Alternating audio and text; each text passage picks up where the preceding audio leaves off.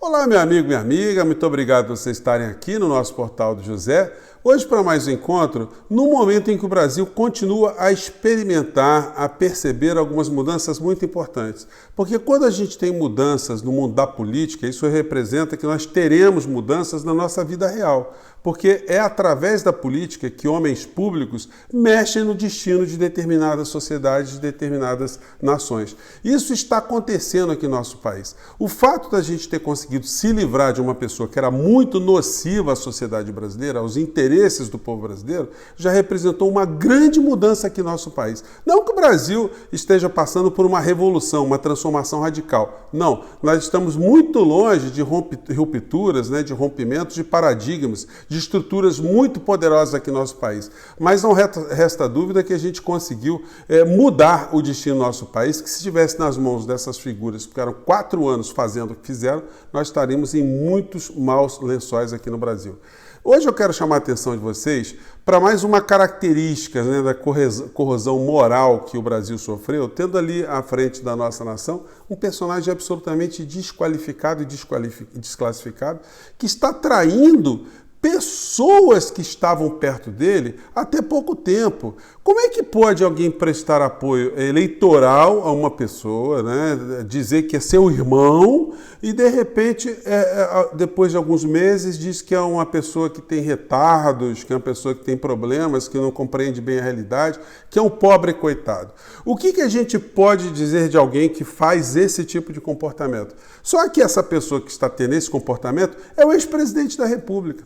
Uma pessoa, gente, que não tem nenhum tipo de apego ao mínimo de moralidade, ela pauta a sua vida o tempo todo por esse tipo de rupturas, morais e éticas, enfim. É uma pessoa não confiável e, infelizmente, essa figura governou o nosso país, se é que a gente pode usar essa expressão governar, Bom, eu vou conversar com vocês sobre algumas dessas incongruências que estão vindo à tona, porque essas flexibilidades morais, essa moral frouxa do ex-presidente da República pode repercutir muito severamente contra ele, porque ele está desprezando, ele está machucando, ele está traindo uma pessoa que lhe devotou fidelidade e que agora está presa por causa dele. O que dirá essa pessoa que está presa? Será que nós teremos mais revelações no meio dessa história? Eu quero aproveitar também para chamar a atenção de vocês para um personagem da nação que eu acho que ainda não recebeu as devidas homenagens, as devidas reparações pelo seu comportamento que teve aqui à frente da República Brasileira, pelo que ele sofreu e pelo que ele tem enfrentado. Me refiro especificamente ao ministro Alexandre de Moraes. Bom, no decorrer do nosso papo aqui, vocês vão saber por que eu estou lembrando esse assunto, mas antes de mais nada, quero convidar você que está chegando agora ao nosso portal a se inscrever. Você que é muito bem-vindo, conheça também os nossos outros vídeos. Se você gostar, compartilhe, dê seu joinha, enfim. Venha participar dos nossos chats, que todos os dias eu abro entre 5 horas, 5 e meia. E se puder também, se inscreva no nosso clube de membros, que é uma forma adicional de você ficar aqui mais engajado aqui no nosso portal, você prestigiar aqui os nossos encontros, tá bom? Então, vamos seguir em frente.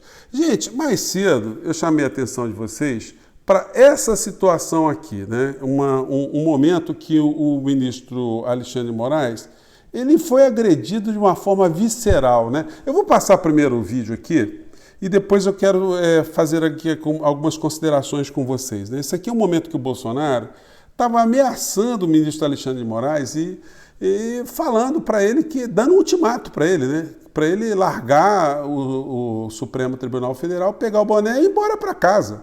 É uma ameaça de um presidente da República no poder, com uma horda de pessoas ensandecidas atacando uma única pessoa. Vamos lembrar do que eu estou falando aqui para eu conversar com vocês, onde é que eu quero chegar. Vamos lá. Acabou o tempo dele.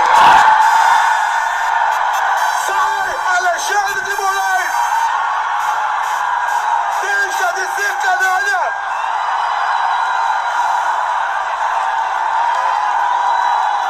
Deixe de oprimir o povo brasileiro! Deixe de censurar o seu povo! Mais do que isso, nós devemos, sim, porque eu falo em nome de vocês. determinar que todos os presos políticos sejam postos em liberdade. Gente, e aí o povo gritando, eu autorizo, né? Alguns falam, eu Então, autorizo. gente, vocês imaginem que você ser um membro do Poder Judiciário e está enfrentando esse tipo de situação. Se você não tem muita determinação, você não tem muita confiança no que você está fazendo, você não tem muita hombridade, você pega o seu boné e vai embora. Porque nós não estamos falando de apenas uma pessoa fazendo uma crítica a você, nós estamos falando de um presidente da República usando o poder que tinha para te constranger, para te ameaçar. E o Alexandre de Moraes, ele permaneceu absolutamente inflexível, ele permaneceu absolutamente fiel à Constituição brasileira, ele permaneceu desafiando, né? Quer dizer, respondendo a essas ameaças, a esses desafios. Então eu acho que eu sou totalmente contra a fazer qualquer tipo de culto à personalidade. Você personalizar pessoas, você transformar pessoas em heróis e ignorar as circunstâncias e os esquemas, as estruturas de poder que estão por trás de alguns personagens.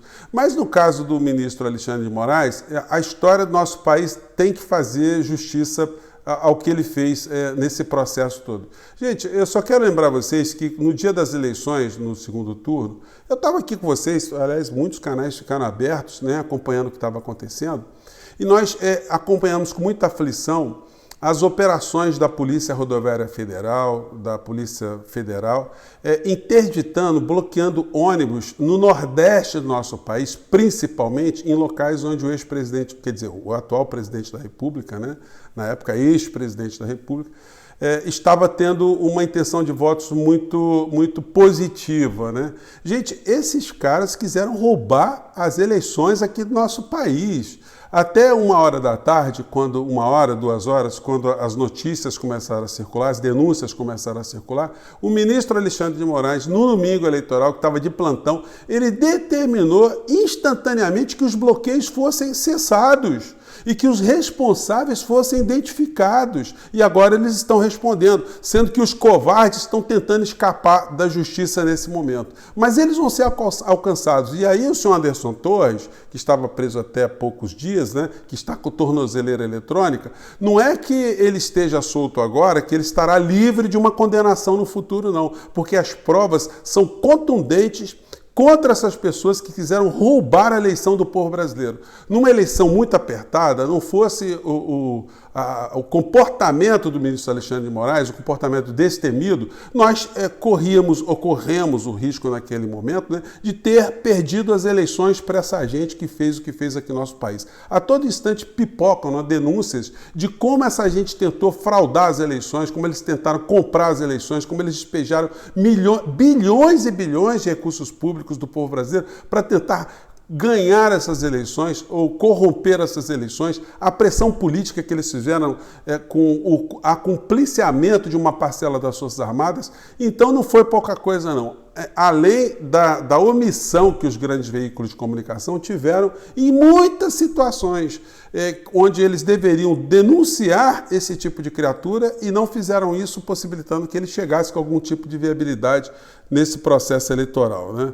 Então, gente, aí eu volto aqui para a entrevista do Bolsonaro na revista Veja.